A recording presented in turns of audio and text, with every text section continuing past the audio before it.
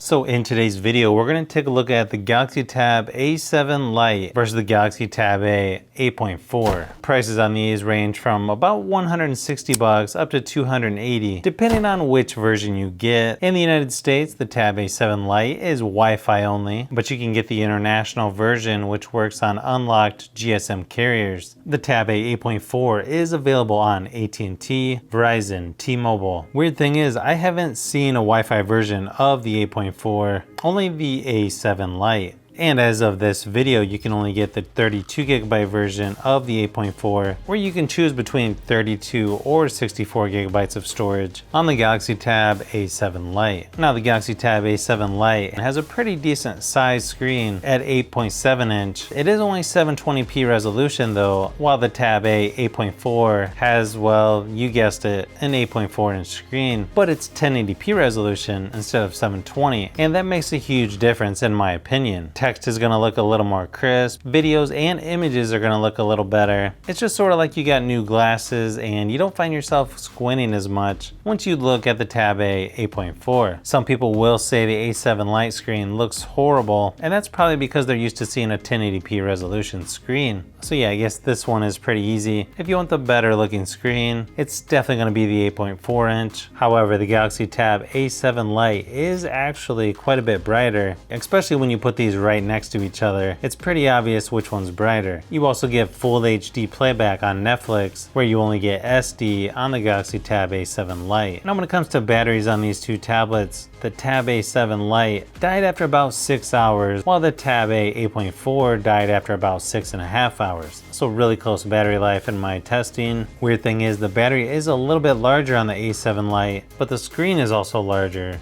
I don't know, I guess I thought it'd be the other way around when it comes to battery life. But yeah, you want slightly better battery life, go with the Tab A 8.4. Now speakers on both of these tablets could be a little bit louder in my opinion, but the Tab A 8.4 speakers are definitely louder than those on the A7 Lite. Even though they put a speaker on each side of the tablet, yeah, the Tab 8.4 definitely sounds better, louder, has a little better bass even. Downside is they're bottom firing speakers, so it sort of comes down to what your preference is on speaker placement. For me, I think I'd go with the louder speakers, even though I like the idea of having a speaker on each side. If you can't hear them that good, well, I just don't know if it matters where they're located.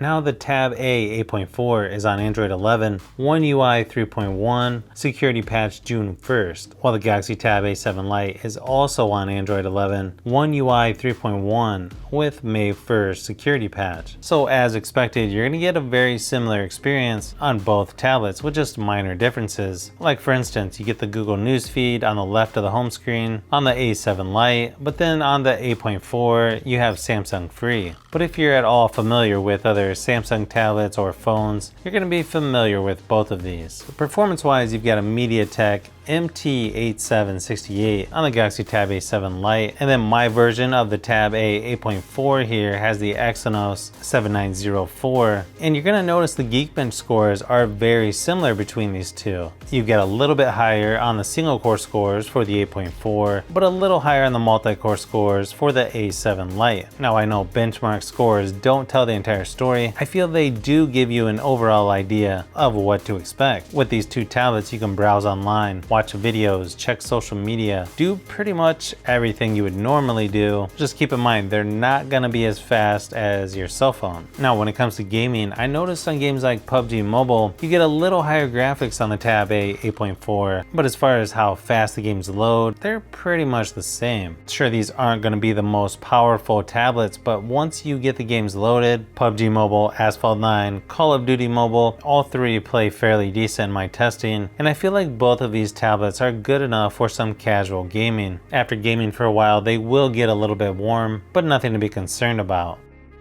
Now, if you've seen my other videos, you're gonna realize the cameras on tablets are not that great. And just like most tablets I review on the channel, yeah, these are not that great either. Here's a few samples of each just to give you an idea of what to expect. Either way you go, you're gonna get below average pics, no matter which tablet you choose, especially if the lighting is not that good. Now for video, you're gonna get full HD at 30 frames per second on the front and rear facing cameras on the 8.4, but you'll only get that on the rear facing camera for the Galaxy Tab A7 Lite. Just like I always say, you're definitely gonna get better photos and video by just using your cell phone.